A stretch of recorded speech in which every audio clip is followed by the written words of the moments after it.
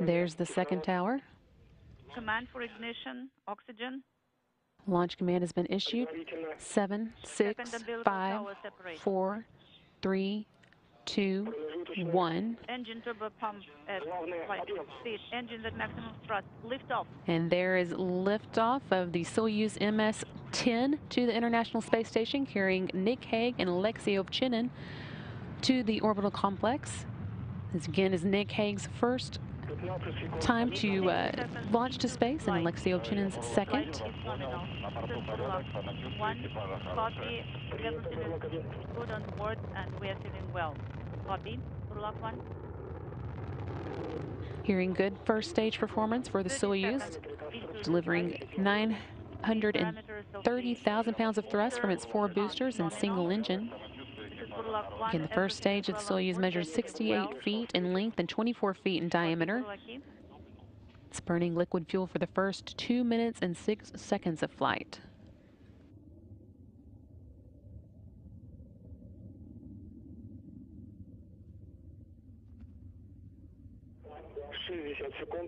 "60 seconds into the flight. The pressure in the chamber is nominal. Burlak 1, copy. Everything is well on board. They're feeling well. Thank you. Copy. Everything proceeding as intended for today's flight. Now just a little over a minute into it. The velocity of the Soyuz is about 1,100 miles per hour.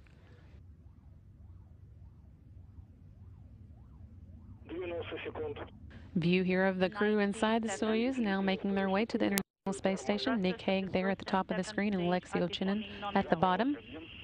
Burlak 1, copy. Everything is well on board. The crew is feeling well. Copy.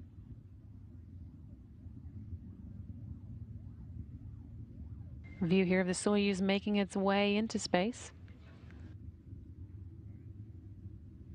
Everything looking good, proceeding nominally. Inaudible. And we have the escape tower for the Soyuz now jettisoned.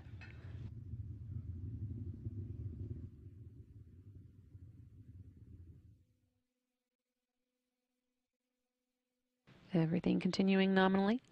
4 strap-on boosters have been jettisoned, and they've completed their job, dropped away at an altitude of 28 statute miles. Soyuz traveling about 3,350 miles an hour.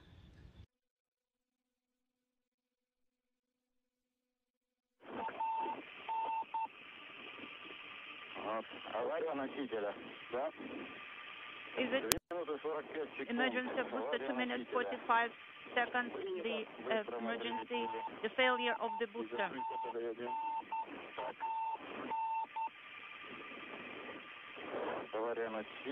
Failure of the booster. BS, yes, BS. Separation.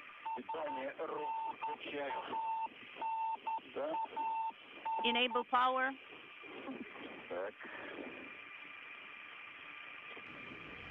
190 seconds into the flight, Soyuz traveling about 4,700 miles per hour. Don't be in a hurry. Burlaki, copy. We are in weightlessness, according to our sensations.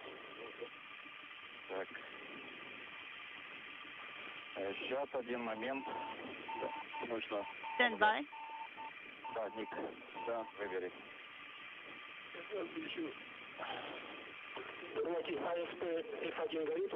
Burlaki, do you have F1 illuminated? 11:42:17. Failure. 11:42:17 is the time of the failure. F1 on SP is illuminated. Copy.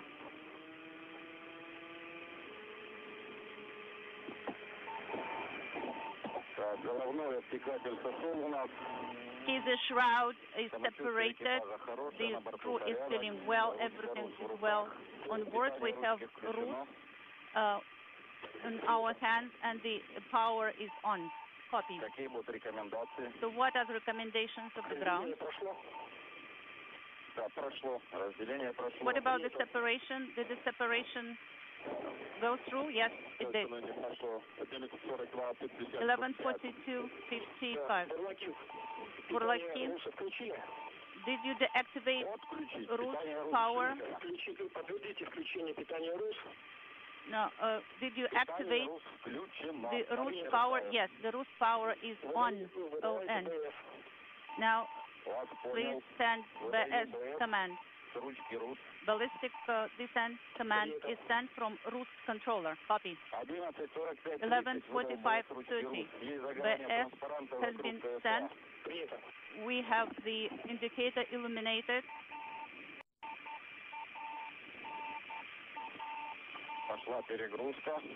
The overload has started. Yes, we are getting ready for the deload.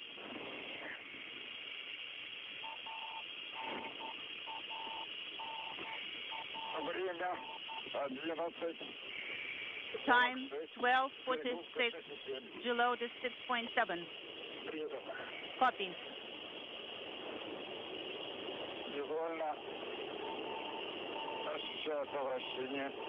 We feeling rotation. The deload is going down. 18:46:20. Deload is 272 and going down.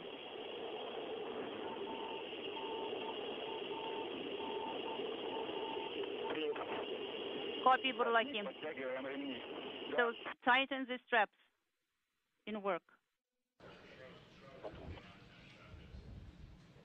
Hearing there that there has been an issue with the booster, and we're standing by for information as we continue to get it from the Russian flight control team, but everything seems to be fine with the crew. We had good comm with them, and they are okay. We continue to wait for more information. Launch lead. Team here in Mission Control is working with their counterparts in Russia, getting more information on the issue with the booster that has changed today's launch plan. Getting more information, which we will provide as soon as we have a little bit more, but you're seeing a live view of the control team working here, led by Flight Director Mary Lawrence. Buрлаки, launch lead. Continuing to see here a live view from the Mission Control Center here in Houston, where the team was following along with today's Soyuz MS-10 launch. That launch did have a problem with the booster a few seconds after the first stage separation. And we can confirm now that the crew has started to go into the ballistic descent mode. They'll be going in on a sharp landing today. I think it'll be coming up fairly shortly, and we're continuing to get more information from our counterparts at the Roscosmos Space Agency as we learn more about today's activities and what to expect next as the crew does go through this ballistic descent mode.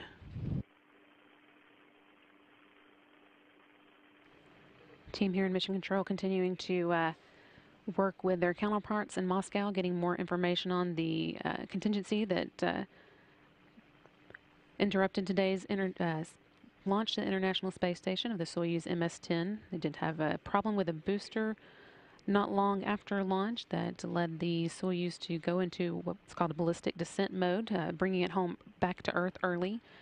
The search and rescue teams are already in the air. They took off at about 3:55 a.m. Central Time, and we expect it to take about an hour and a half for them to reach the location where the Soyuz is now expected to touch down. Continue to provide more information as it's available. You can stay tuned here for continuing updates.